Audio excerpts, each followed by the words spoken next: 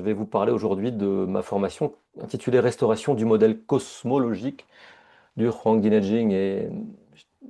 Avant, pour commencer, en fait, j'aimerais bien commenter euh, le titre de cette présentation et de cette formation. Euh, J'aimerais bien vous expliquer pourquoi, juste en dessous de ce nom, Huang Nejing, qui est le livre racinaire, un fondateur de la médecine chinoise, en fait, on peut lire numérologie, géométrie, musique et astrologie. Eh bien, pour la bonne et simple raison que ça fait environ 25 ans maintenant que j'étudie de près la médecine chinoise, et que en dehors de l'argument sinologique, en fait, strict, c'est-à-dire en dehors de la lecture et la traduction, la tentative d'interprétation des textes classiques d'un point de vue sinologique, mais en fait, il n'y a pas réellement en fait, d'autres moyens de pénétrer ces textes que de passer par le contexte scientifique dans lequel ils ont été écrits, rédigés. Et durant la haute antiquité, eh bien, en fait, ces quatre disciplines représentent en réalité en fait, ce qu'on peut faire de mieux en termes de science. Alors, il faut faire un petit peu attention en fait à la signification de ces termes, puisque en réalité, quand on parle de numérologie ici, il ne faut pas l'entendre au sens courant. Il faut plutôt l'entendre au sens de arithmologie. Qu'est-ce que c'est l'arithmologie? Eh bien, c'est la façon, la manière de décrire les cycles, et en particulier les cycles cosmiques, astronomiques, à l'aide en fait d'un schéma numérique. En fait, c'est la science du calendrier, si vous voulez. De la même façon, quand on parle de géométrie, ici, il est plutôt question en fait de géométrie opérative, c'est-à-dire de ce que les anciens, ce que les sages de la haute antiquité utilisaient comme outil d'arpentage, par exemple, ou de mesure de l'espace et du temps. De la même façon, quand on parle de musique, la musique n'est qu'un représentant de l'étude des phénomènes vibratoires. Et enfin, l'astrologie, à l'époque où ces textes sont écrits, en fait, n'est pas séparée ou séparable de l'astronomie. On a d'abord en fait une étude des phénomènes célestes qu'on tente ensuite d'interpréter en utilisant en fait une rhétorique bien précise, qui est en fait encore une fois la science des nombres et du rapport juste entre les quantités. Bon, c'est la thématique de cette formation. Donc l'idée est de décrypter les textes fondateurs de la médecine chinoise, et bien en fait en se replaçant dans le contexte scientifique dans lequel, hein, ou grâce auquel en fait ces textes ont été rédigés. Ce que je suis en train de vous dire, c'est que les textes qui composent le Huang Jinajing, bonjour Thomas, je suis ravi de te voir, je viens de te voir arriver, eh bien en fait sont tous construits sur un modèle qui est un modèle cosmologique qui décrit en fait un principe de cosmogénèse, c'est-à-dire en fait on est en train de parler de la création du monde. On est en train de bâtir, de parler d'un modèle qui nous sert à décrire la création du monde et les applications dont on va tirer de ce modèle. Et c'est pour ça que vous avez également en fait en sous-titre de cette formation méthode d'acupuncture remarquable. Les méthodes d'acupuncture qu'on tirera de l'étude ou qu'on déduira de l'étude des textes du Huang Jinajing sont remarquables parce que premièrement elles sont efficaces, elles sont réellement efficaces et deuxièmement elles sont comprises et construites eh bien, en fait, sur la base scientifique de l'époque à laquelle ces textes ont été rédigés. Par exemple, ça fait des années que je répète à qui veut l'entendre que, par exemple, que l'acupuncture classique est une forme en fait d'astrologie appliquée. Ça fait des années que je démontre ça. Bon, cette étude va un peu plus loin et elle, euh, elle passe en fait les textes du Neijing, euh, je dirais, aux décrypteurs que sont en fait ces quatre sciences fondamentales de la haute antiquité. Alors en réalité, même s'il y a quatre sujets, même s'il y a quatre filtres, la rythmologie, la numérologie, la géométrie, la musique et l'astrologie, en réalité, on est face ici finalement à quatre je dirais, explications du monde qui se rejoignent, se recoupent et sont en réalité équivalentes. Ce que je suis en train de vous dire, c'est que si vous comprenez mes explications d'un point de vue, du point de vue par exemple de la musique, mais en fait vous serez automatiquement amené à le comprendre du point de vue de l'astrologie une fois qu'on aura posé les bases de l'astrologie. De la même façon, si vous êtes féru d'astrologie, vous allez sans aucune difficulté en fait comprendre les textes du Neijing. Donc à partir de ce point de vue, mais aussi et automatiquement à partir d'un point de vue musical ou vibratoire. L'étude des phénomènes vibratoires, en fait, c'est d'abord, en fait, diraient les Chinois, hein, c'est l'étude de ce qu'on appelle Ganjing, en fait, c'est-à-dire l'étude du phénomène global de résonance. En réalité, ce modèle cosmologique du Huang Jinjing, je peux vous le décrire tout de suite, c'est un modèle fracto-holographique, vibratoire ou résonant. Voilà. Donc, alors après, il faudrait expliquer chacun de ces termes, c'est pas le but ce soir, mais on construit en fait ce modèle à partir de ces sciences, hein. Donc, j'aurais peut-être dû commencer par me présenter. Euh, donc, j'ai 55 ans cette année. À la base, je suis matheux, je suis agrégé de mathématiques. Et vers l'âge de 23-24 ans, en fait, j'ai commencé à m'intéresser aux grandes traditions humaines. Donc, à la fois aux traditions philosophiques, spirituelles et médicales. Ce cheminement a toujours été guidé par la volonté, en fait, de découvrir les principes fondamentaux qui se cachaient derrière les enseignements en fait, des grands ouvrages fondateurs des grandes traditions philosophiques ou spirituelles, comme celle du Huang Jinajing.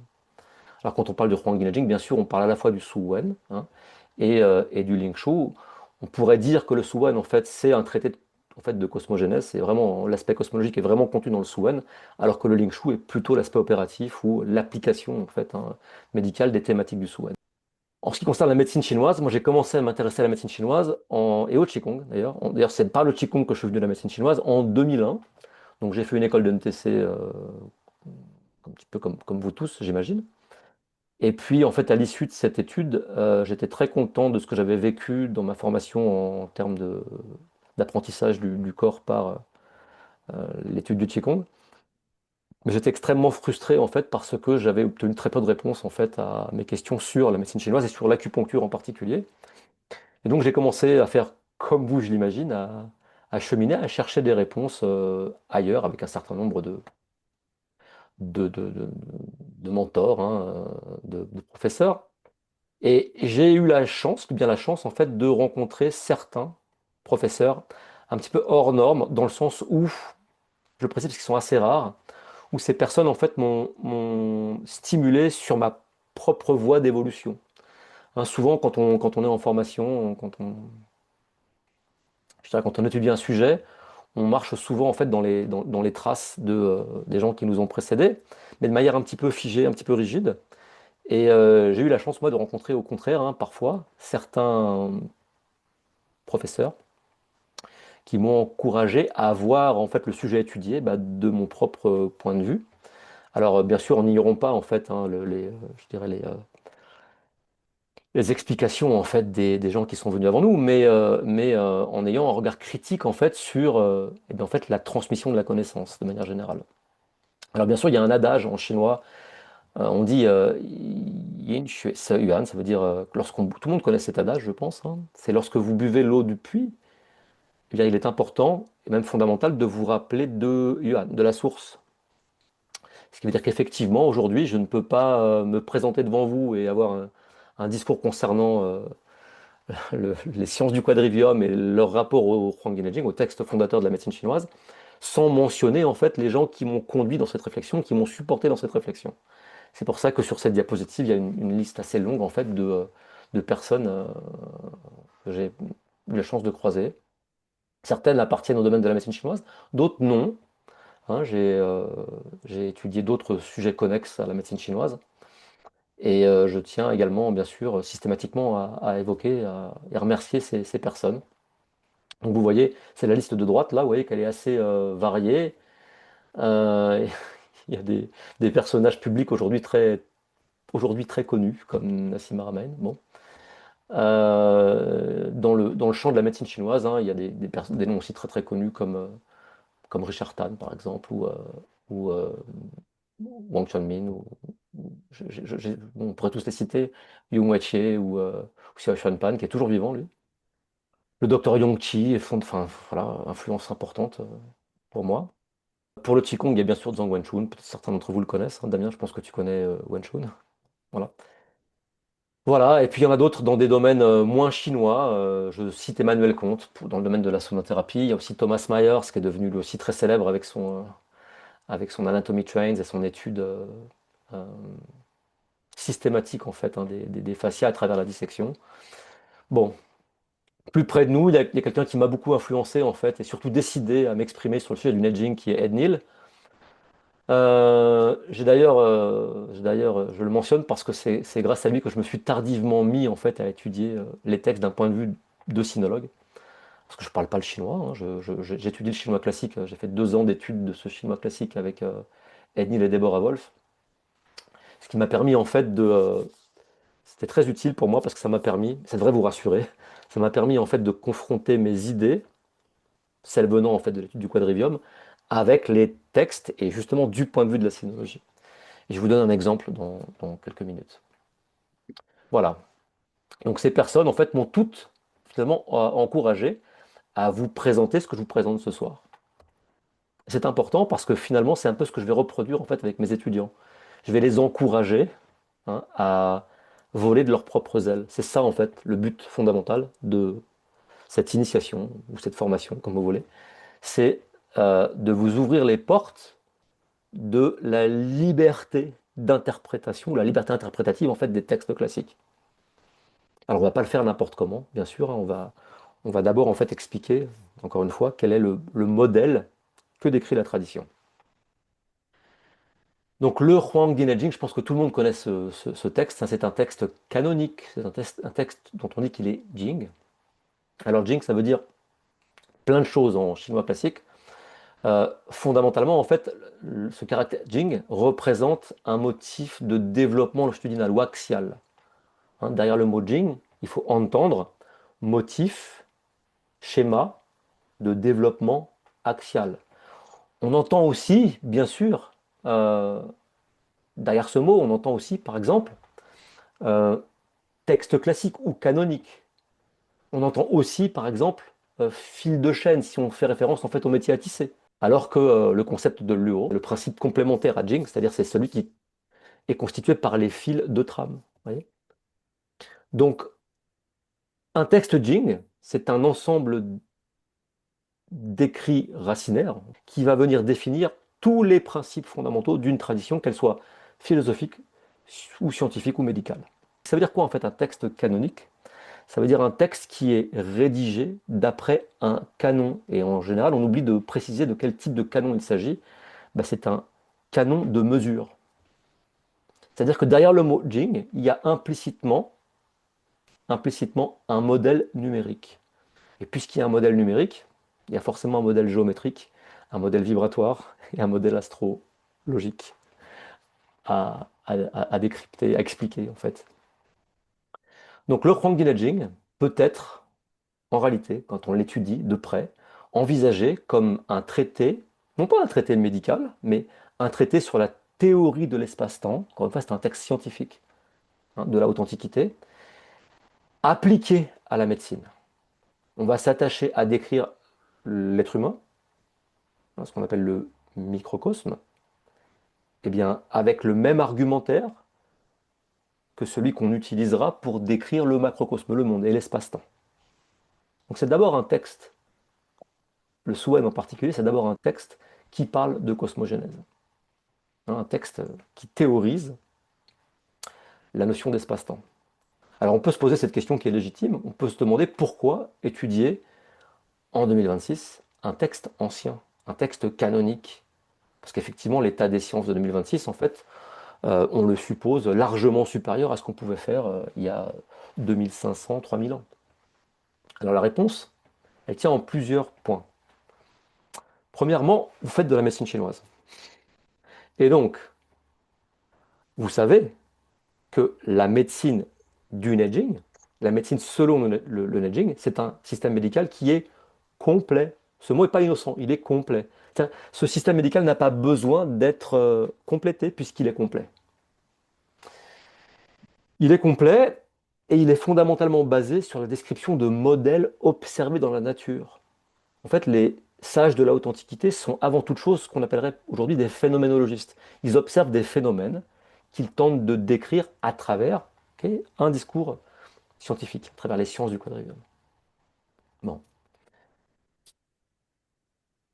Le principe fondamental, le principe médical fondamental qui est décrit dans ce texte, c'est important de le préciser tout de suite, la restauration des circulations, des flux dans l'ensemble des structures anatomiques du corps.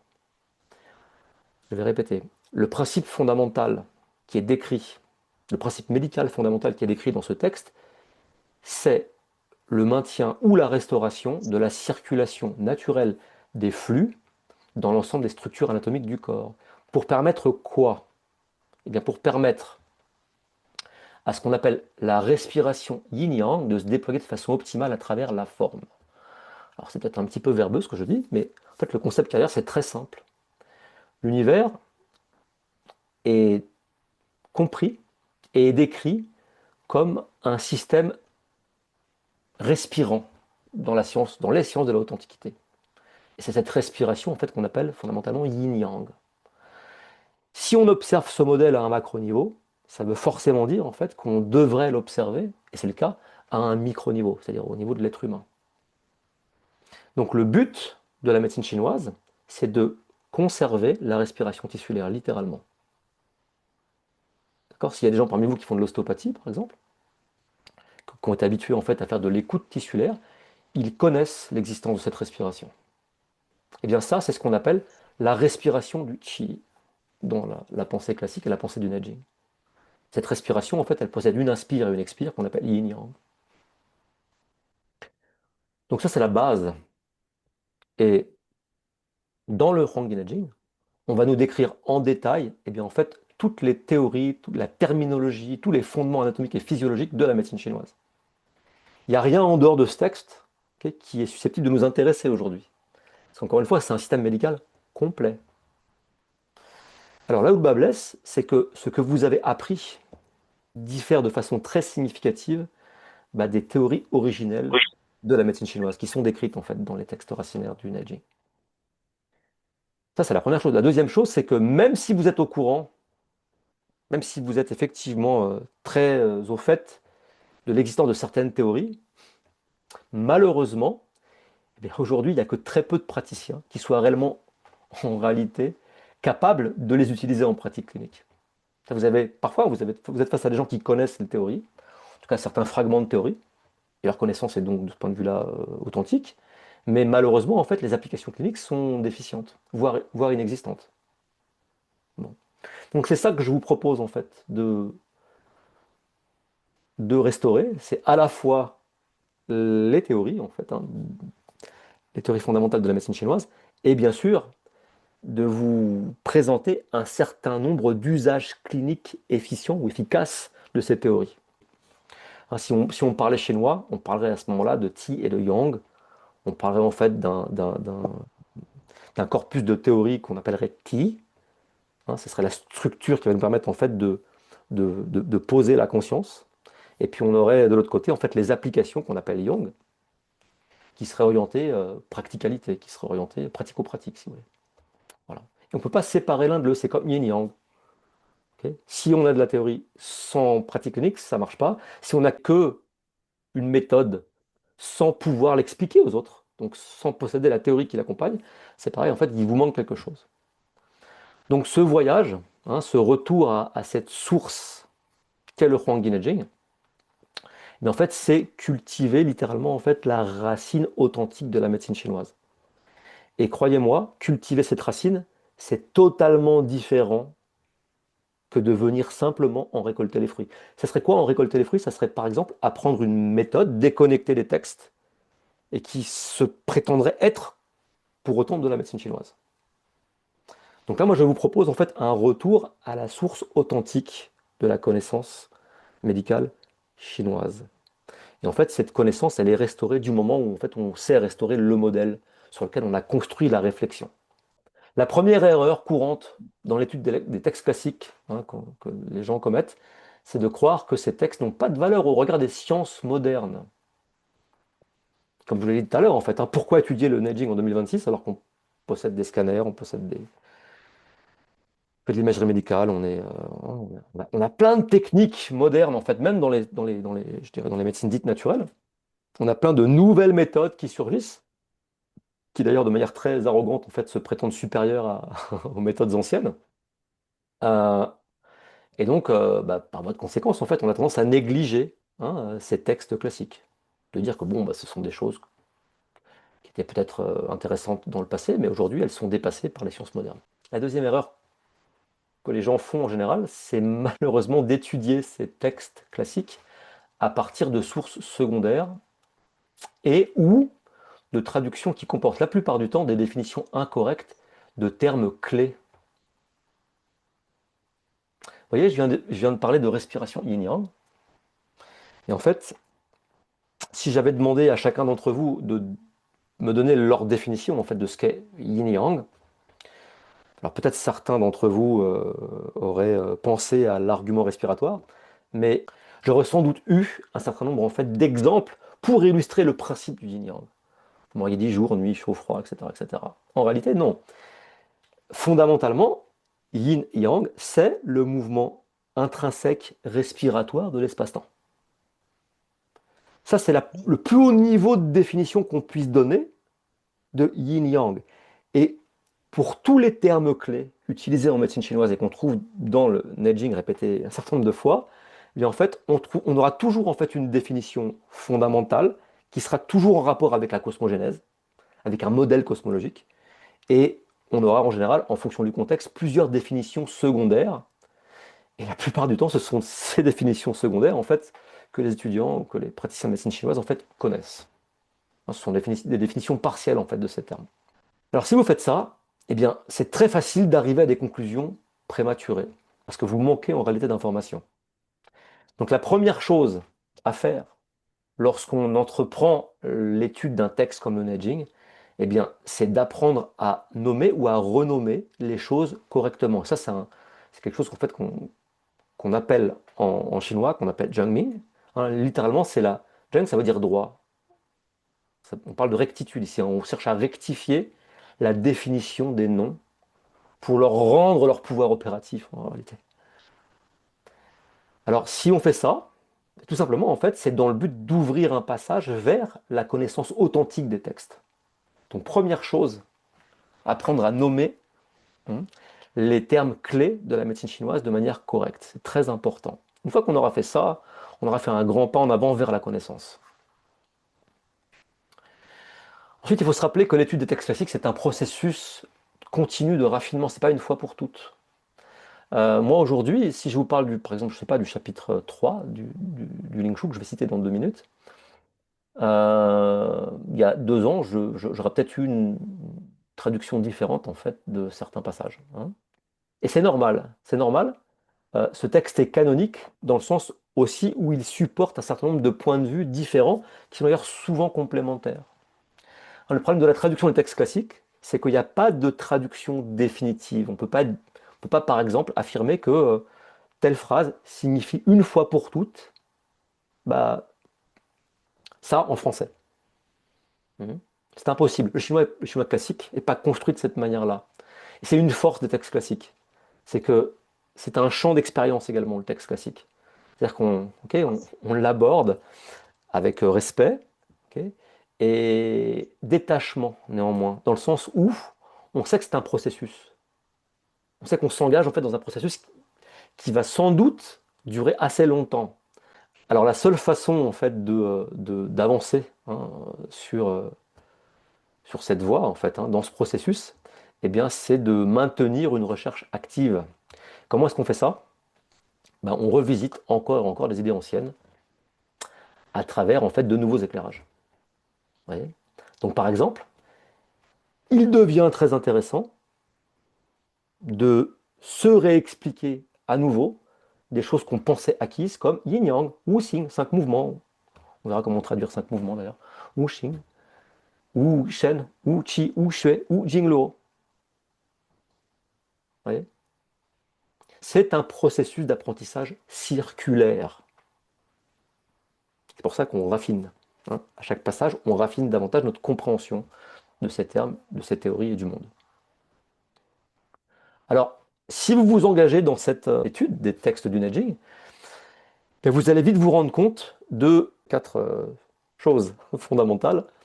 Que premièrement, la pratique originale de la médecine chinoise pourrait être sensiblement ou très différente de celle pratiquée depuis 2000 ans. Oui. Les textes du Neijing décrivent des méthodes de poncture sophistiquées, une approche en fait du vivant très sophistiquée qu'on ne retrouve pas dans la plupart des méthodes pratiquées aujourd'hui. Première chose. Deuxièmement, on découvrira assez rapidement que la pratique de l'acupuncture pourrait avoir été amputée très tôt dans son histoire d'une de ses formes traditionnelles, qui est en fait une forme de microchirurgie des plantes tissulaires. Aujourd'hui, la plupart du temps, lorsqu'on parle d'acupuncture, on parle d'une pratique clinique basée sur l'activation de points spécifiques. C'est une façon de faire, elle possède un certain nombre de, je dirais, une grande puissance thérapeutique en fait, mais c'est pas la seule façon de pratiquer l'acupuncture. Et on verra d'ailleurs que c'est pas la, elle n'est pas majoritaire, cette approche-là n'est pas majoritaire en fait dans le texte du Neijing. Elle existe, mais elle n'est pas majoritaire. Troisième point, on verra aussi rapidement que bien, finalement, la compréhension et les interprétations savantes des textes faits après la dynastie Qin, c'est-à-dire au moment des Han, au moment de la dynastie, de l'apparition de la dynastie des Han, pourraient avoir été construites sur des hypothèses incomplètes.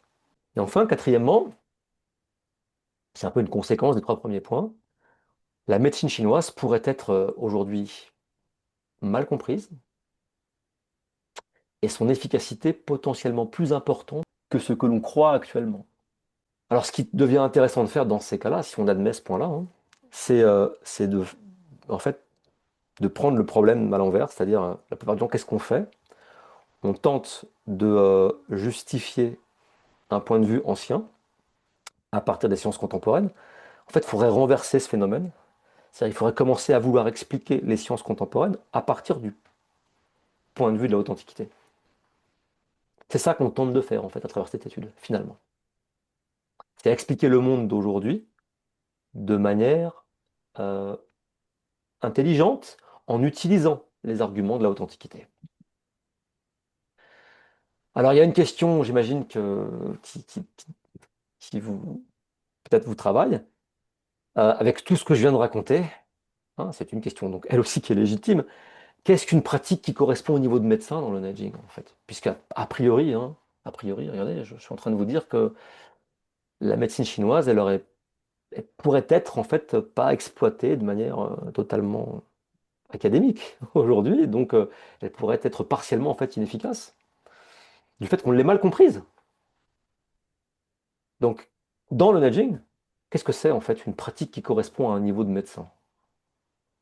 Bon, très simplement. Et on va développer un petit peu.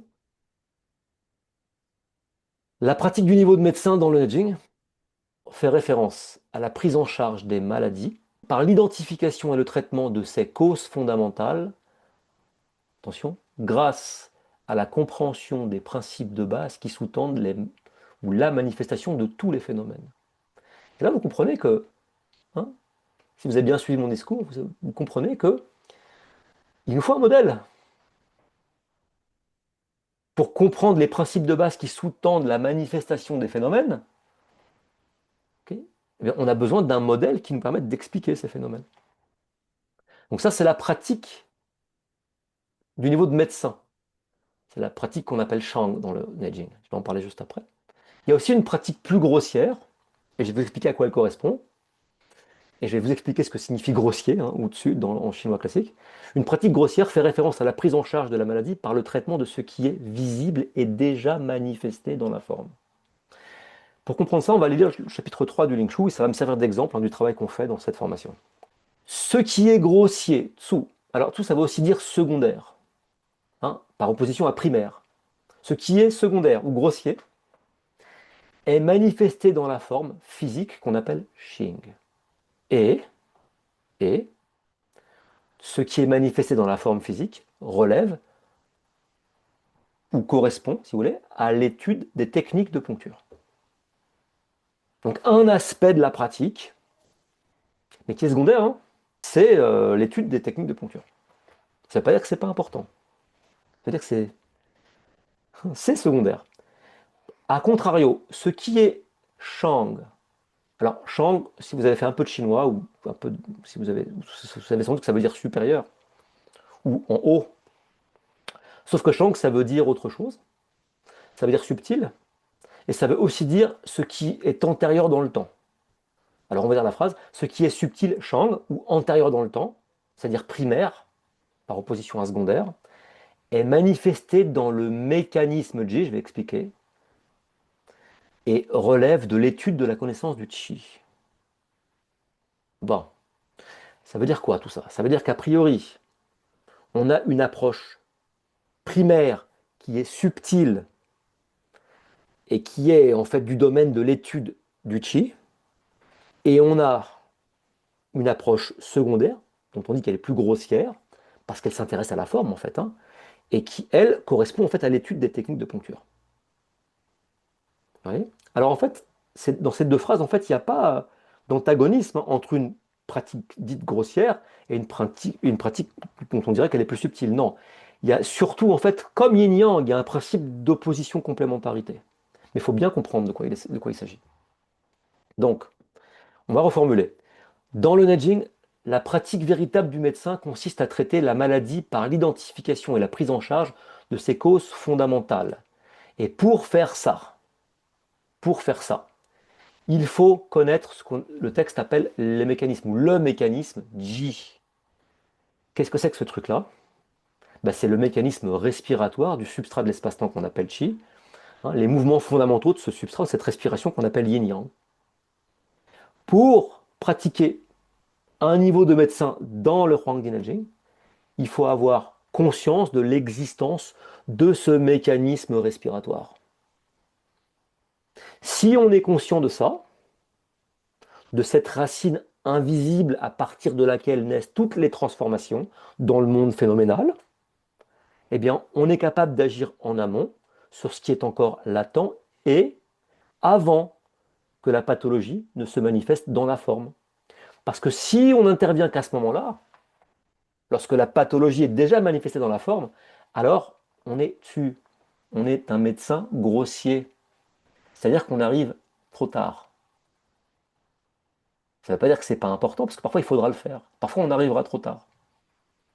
Hein, on est en train, lorsqu'on est grossier, de tenter de traiter ce qui est objectif, visible, ce qui s'est déjà figé dans la forme corporelle qu'on appelle Xing. D'accord. Donc on a une pratique clinique qui est Shang, parce qu'elle est antérieure à la deuxième, qui est celui qui est grossière, qui est secondaire, hein, et que pour autant on aura en fait à maîtriser lorsqu'on interviendra trop tard, lorsque la maladie sera déjà manifestée en fait, hein, figée dans la forme corporelle.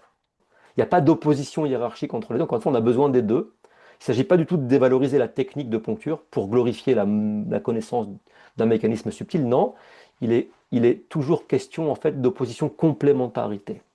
D'accord. Il va falloir étudier à la fois ce qui correspond en fait au domaine de la forme, du visible, apprendre l'art de la poncture, mais se rappeler que fondamentalement, on souhaite agir en amont sur les mécanismes respiratoires. Hein, sur yin-yang, on doit porter notre attention sur la dynamique du Qi. Le Qi, encore une fois, c'est le substrat fondamental de l'espace-temps. Donc, la médecine véritable implique la connaissance de ces deux dimensions. L'étude rigoureuse des méthodes de poncture, d'une part, et la compréhension subtile du mécanisme respiratoire tissulaire, en fait, d'autre part. Je vais juste conclure en vous disant que ce chapitre 3 de Ningxu, en tout cas cet extrait, nous rappelle que l'art véritable ne réside pas dans la seule habileté technique de l'aiguille, mais dans la capacité à percevoir et à réguler le mécanisme respiratoire fondamental, d'accord, la respiration du qi. Parce que c'est de ce substrat invisible que procèdent ou d'où procèdent toutes les manifestations, toutes les formes. Les formes surgissent en fait de cette réalité intangible. Qu'est le qi? Vous voyez, on a besoin d'un modèle cosmologique pour comprendre ça. Alors pour conclure, et après je vais vous reparler du déroulement de la formation, on se rappellera bien sûr tout au long de cette formation que quoi qu'il arrive, la pratique de l'acupuncture est basée sur Shen.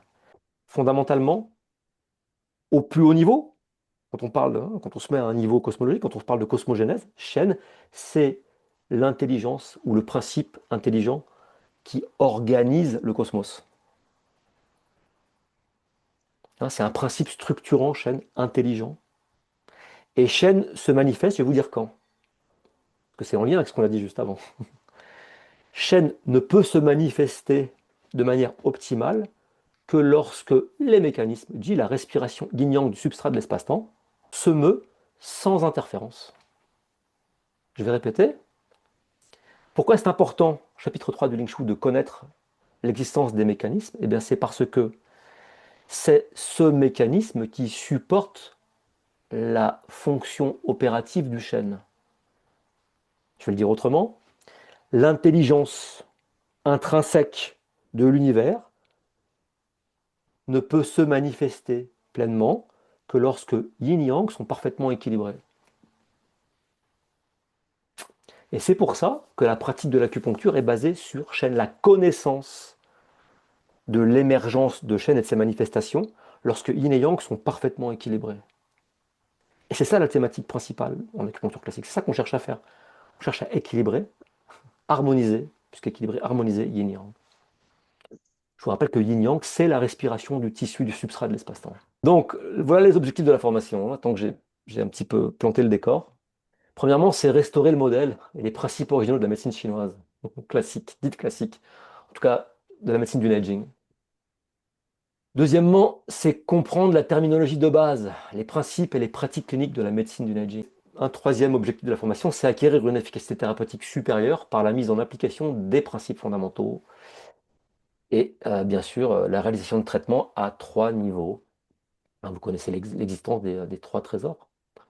Alors que j'ai nommé ici Xing, Qi, Shen, ok, parce qu'on a parlé de ces trois termes.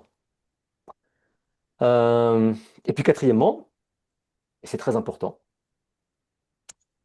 construire une approche simple et pragmatique de la pratique clinique. Pourquoi est-ce que c'est possible? Ça paraît peut-être compliqué ce que je vous raconte là, il y a des termes un petit peu peut-être complexes, mais en réalité, l'approche clinique qui découle de la compréhension du modèle, elle est extrêmement simple et pragmatique. C'est-à-dire quoi pragmatique?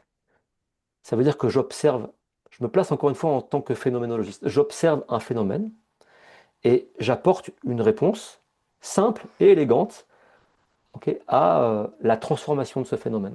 Il est question ici en fait, d'observer immédiatement, ok, le résultat de vos traitements.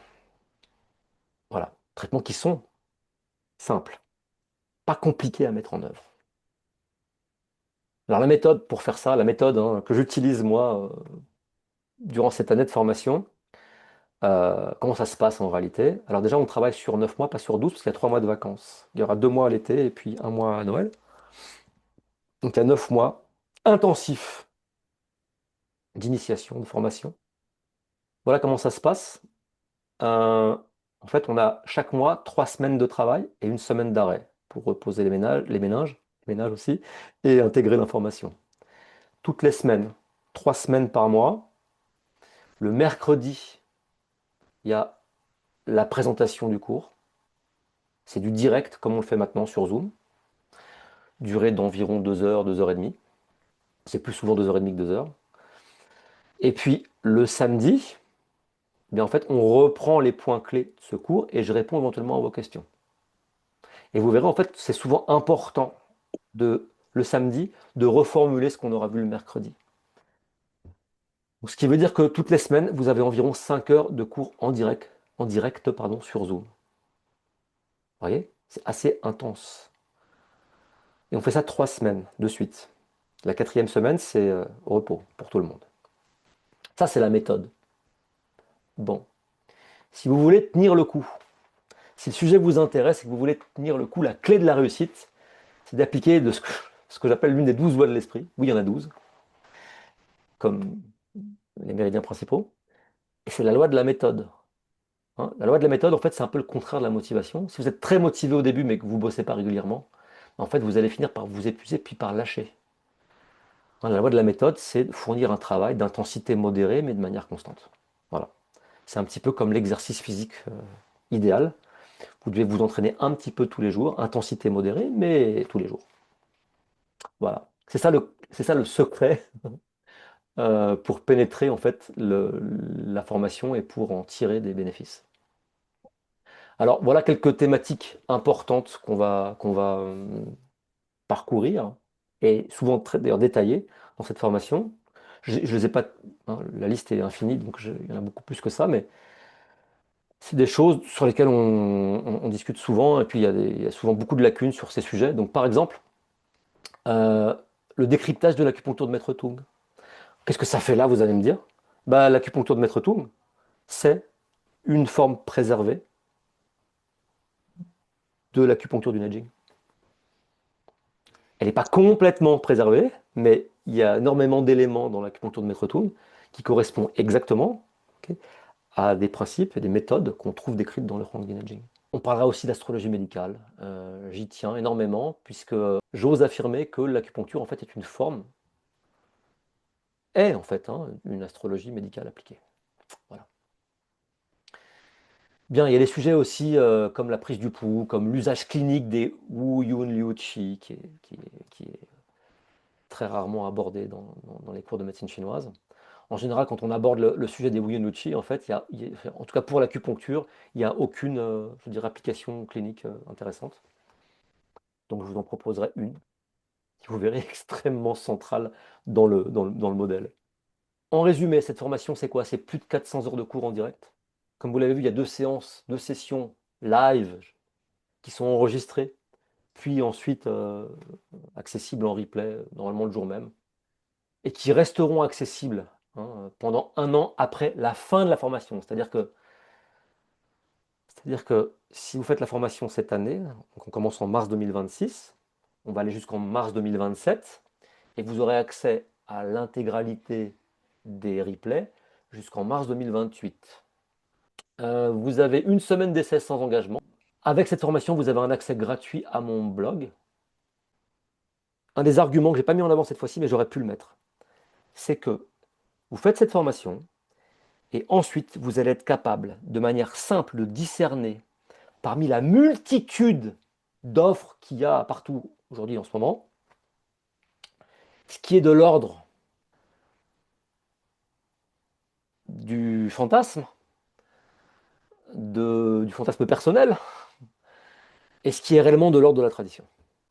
Il suffira de lire le descriptif d'une formation pour comprendre si effectivement en fait elle est réellement attachée à la tradition du Neijing, à la médecine chinoise dite classique, ou si c'est autre chose. Cette formation, c'est vraiment un investissement à long terme. C'est pas quelque chose que vous allez consommer, et puis dans 3 semaines, on n'en parle plus. C'est le contraire de ça.